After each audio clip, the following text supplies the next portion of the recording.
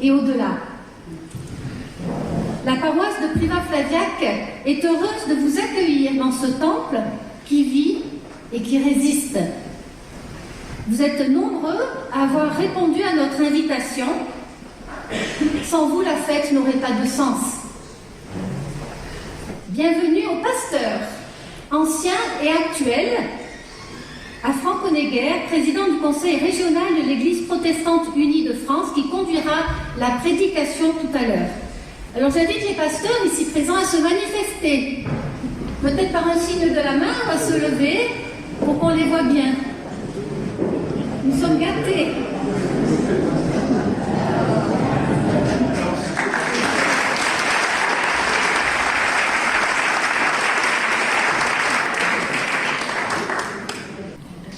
Les fidèles étaient assemblés le 9 mars 1823 pour l'inauguration de ce temple.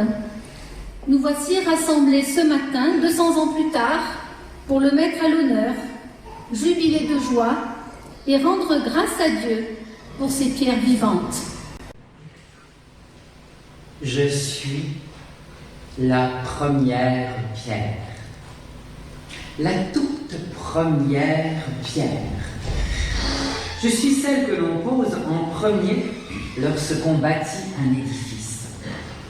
Je suis la pierre que l'on pose ici même, sur ce terrain, donné par maître Plagnol, un catholique, notaire à Privas, en cette année 1820.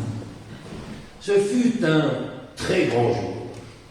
Il y avait M. Dubois, maire de Privas, toute la municipalité, M. Jean Nègre, l'architecte qui a dessiné les plans. Que des hommes. Il y avait des représentants du gouvernement et du conseil général qui avaient apporté une contribution financière. Que des hommes. Il y avait aussi la garde nationale. Bien sûr que des hommes. Oui, que des hommes. Il y avait encore plusieurs pasteurs. Oui, que des hommes, car il n'y avait pas encore de pasteur femme à cette époque. En France, la première femme a été consacrée en 1930 au sein de l'Église réformée d'Alsace et de Lorraine. Elle se nommait Berthe Berch. Lorsque le temple, et pour que le temple soit vraiment un lieu d'église, il faut deux autres éléments bien plus importants. Des chrétiens assemblés. Oui, des chrétiens assemblés et l'Esprit Saint.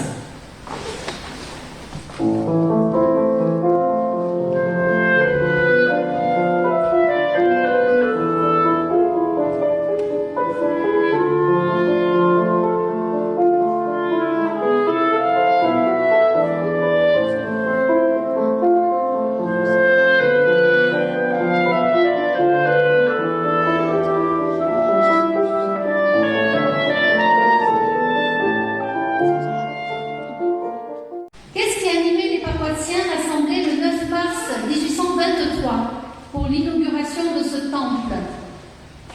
Ce qui les réunissait alors nous réunit aujourd'hui. L'histoire, une conviction, une mission. L'histoire de ce temple est intimement liée à l'histoire de notre ville, à l'histoire du protestantisme. Cet après-midi, vous allez en découvrir quelques épisodes au fil des panneaux qui sont exposés tout autour de ce temple. Ils ont été réalisés par Evelyne Guérin, qui vous en parlera plus longuement tout à l'heure. Vous apprendrez que c'est un notaire catholique, maître Plagnol, qui a donné le terrain à la paroisse protestante pour qu'elle y implante son temple, un peu en retrait, mais avec pignon sur rue. Nous pouvons déjà l'applaudir et la remercier pour son travail documenté et magnifiquement réalisé.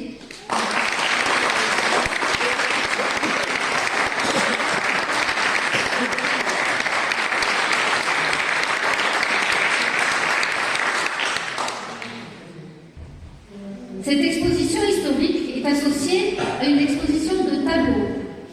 La proposition qui a été soumise aux artistes était de peindre un temple dans tous ses états, de peindre ce que le temple représente pour eux et comment ils expriment leur spiritualité à travers leur art. Vous y verrez des tableaux de peintres reconnus comme Daniel Daniel Delaunay, Guy Chambon, qui est ici présent. Vous pourriez vous lever? Oui, Guy Chambon.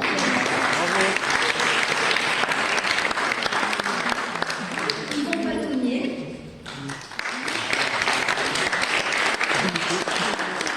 Des œuvres de paroissiennes comme Hélène Bertrand.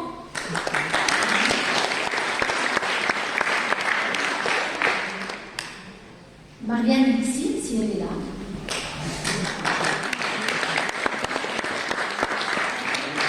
Et d'autres qui ont relevé le défi, comme Étiennette Rouméas.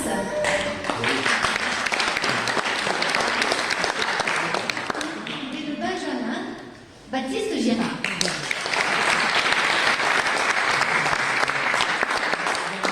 Grand merci à ces artistes.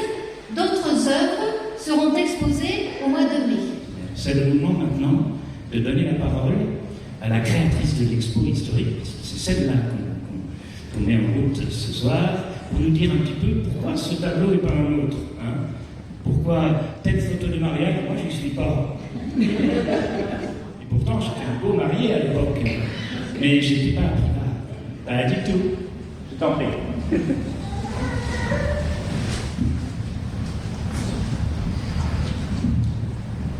Alors bonjour à vous tous qui êtes là cet après-midi. Merci à notre pasteur Charles qui a voulu me laisser pleine liberté pour imaginer cette exposition. L'exposition est illustrée de photos de peinture publiées dans le livre de MATP, Peindre l'Ardèche, qui doit être en réimpression, je crois. Ainsi que la vie de bistre d'Anne Douillet, de son livre Privat, Ambre et Lumière. Alors maintenant, je vais vous énumérer les panneaux. Le premier, il situe rapidement l'histoire protestante pour arriver à l'édit de tolérance de 1787, qui redonnait un état civil aux protestants, et jusqu'à la Déclaration des droits de l'homme de 1789. Enfin, on arrive au dernier, le 12e, et le 12e, c'est un clin d'œil où le temple rayonne de joie. Alors je voulais encore vous dire un petit mot sur la suite, parce que ça ne s'arrête jamais l'histoire.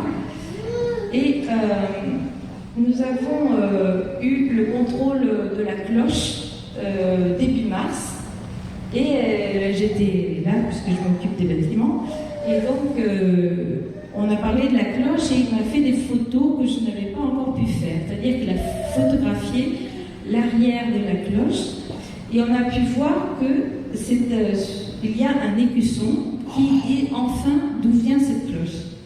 Et après j'ai cherché, bien sûr, sur Internet et je peux vous dire que j'ai trouvé.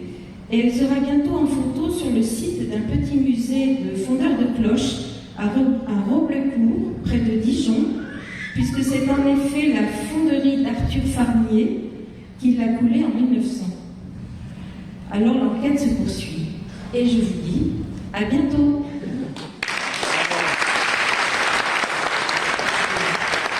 Merci beaucoup.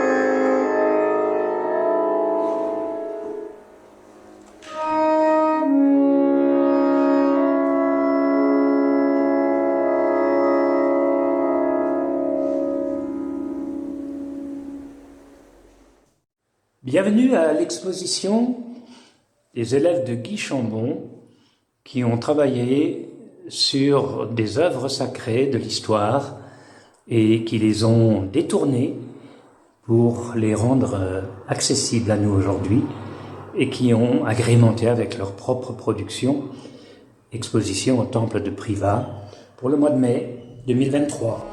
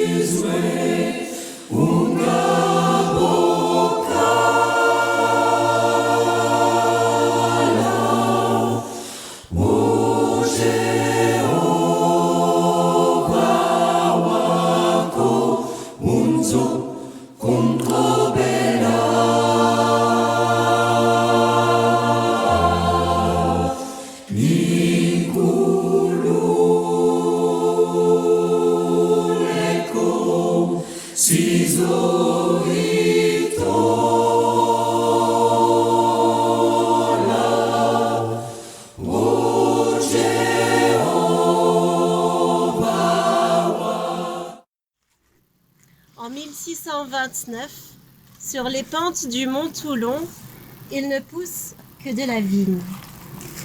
Pensez-y, ce ne sont que des vignes à perte de vue.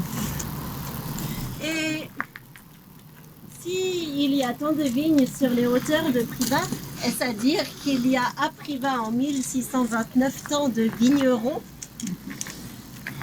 Je ne le pense pas.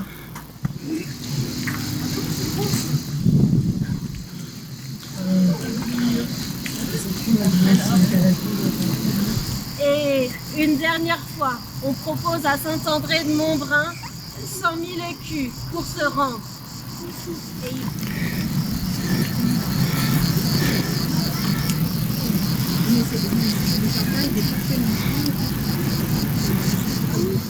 Mais là, ils sont acculés. Ils sont entourés par les troupes catholiques armées jusqu'aux dents. Alors, ils envoient un émissaire. Si nous nous rendons, aurons-nous la vie sauve? Jamais! Vous serez pendus, haut et court!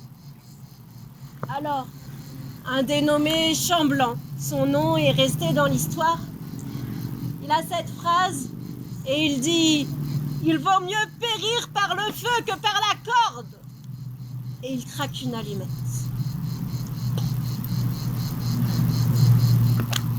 Voilà donc comment Privas la protestante, comment Privas la résistante a dû se rendre. Et quelle triste histoire pour Privas. Il lui a fallu toute son énergie pour se relever. ça a pris du temps. Je sais plus ce que j'ai fait.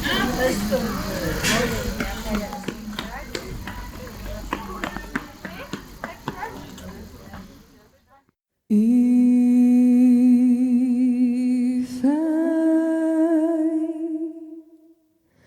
could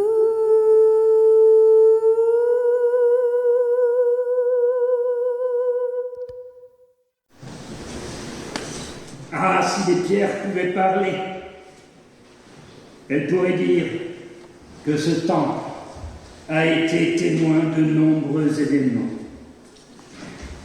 Qu'il a tenu pas moins de 19 pasteurs. Dont une femme. Dont une femme. Heureusement.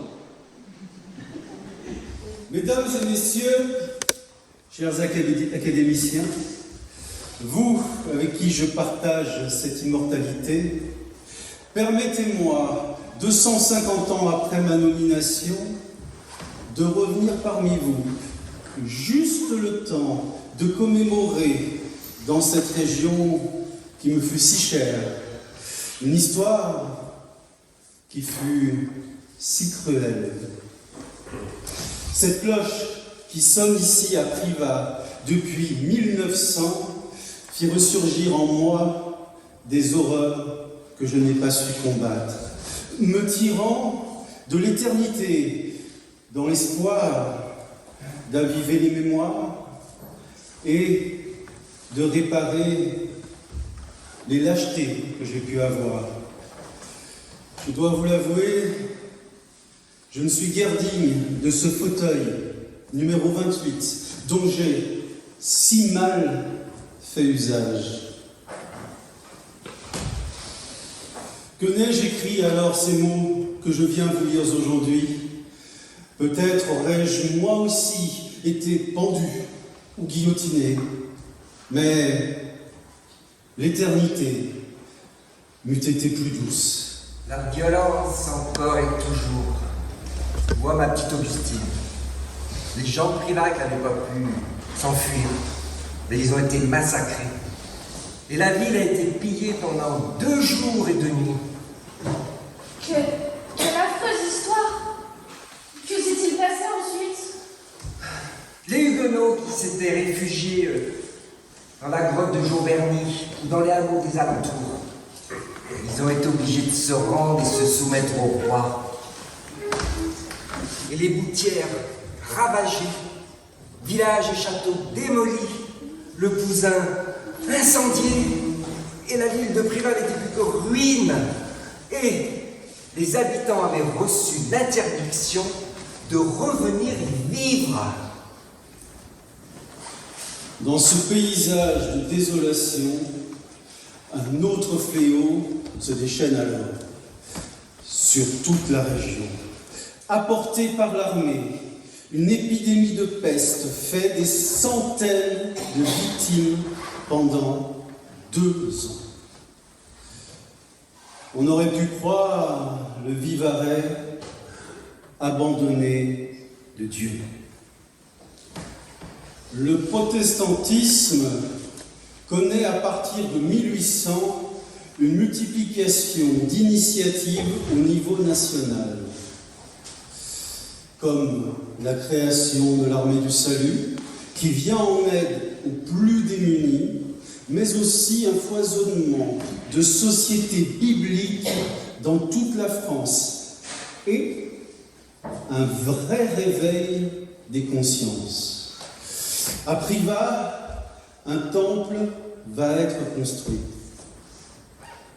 Ah, décidément, j'ai vécu trop tôt dans l'histoire.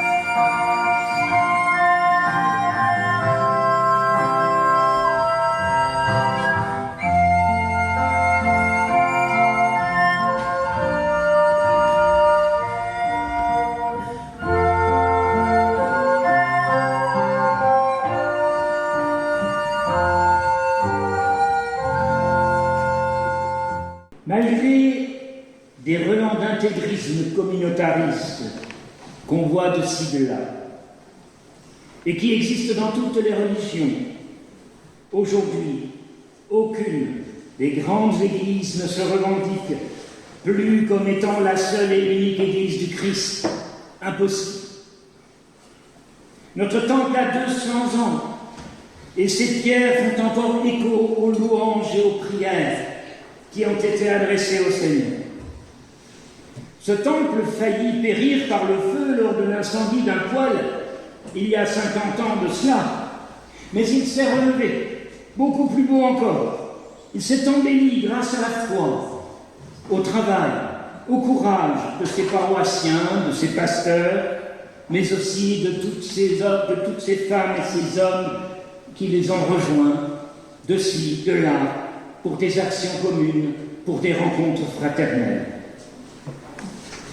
Ce fut un élan de fraternité et d'œcuménisme qui est toujours bien vivant aujourd'hui parmi nous.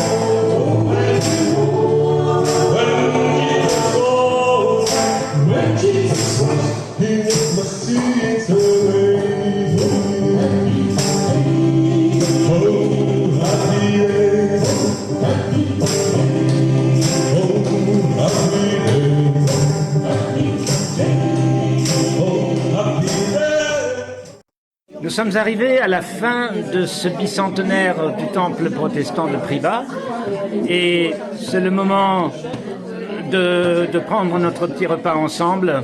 Et je voulais demander à Orlando qu'est-ce qu'il pense, qu'est-ce qu'il a vécu pendant ces quelques moments ensemble. C'était trop bien, c'était incroyable, les musiciens ils étaient parfaits. C'était un peu intense pour la cuisine, mais c'était incroyable, on a tous mangé, le repas partagé, il était parfait. Parfait. Et toi, Carlos, qu'est-ce que tu en penses? Est-ce que la musique était bonne? Oui. Vous avez vécu ce dernier week-end du bicentenaire? Très bien. Très bien? Ouais. Ah, quand Yvette dit que c'est très bien, c'est extraordinaire. Ah ouais, hier c'était super et ce matin c'était super. Il a terminé à l'heure et j'adore notre père. C'est extraordinaire ça. Ouais. Ça, tu le vis jamais d'habitude. Qu'est-ce que vous pensez, madame? Ce bicentenaire, ça vous a plu? Ouais. C'était pas mal. Alors, chers amis, ce bicentenaire du temple protestant de Privas. Eh bien, écoutez, en tant que catholique, j'ai trouvé ça génial. Très bien. Oui, j'ai trouvé que parler de choses aussi terribles, avec un peu l'humour au milieu, enfin... Et le recul nécessaire. Le recul, de voir que les protestants et les catholiques, enfin voilà, les gros spirituels derrière, Pas mal. c'était pas mal. On voit que c'est quand même quelque chose d'universel, de toutes les époques. La violence et aussi ce qu'on peut en faire avec l'aide de Dieu, quoi. Ouais, voilà. Messieurs, dames, ce bicentenaire, alors, il y avait quelque chose à dire? Une réussite, monsieur le pasteur. C'est vrai? Alors, je dirais, you bright my heart. Wow. So now, tenir cet espoir allumé, aimer et se savoir aimer. Amen. Amen. Amen. Ça, c'est merveilleux. Après, c'est grâce à monsieur le pasteur. Moi, Merci. Très bien, très bien. Alors ça, j'aime entendre. Écoute, je crois qu'avec Agnès, nous pensons que la fête fut belle et réussie. Elle peut le dire elle-même? Ben, c'était fantastique, voilà. Formidable, merci beaucoup. C'était bien. Par moment. C'était un peu fatigant quand même. Il faut penser aux équipes qu'on bossait. Et puis, non, c'était génial. Super, merci à vous. Alors, ce bicentenaire. Très bien. Heureuse. Avec les Alésiens. Heureuse. Vous êtes heureux? Vous êtes heureux. Moi aussi.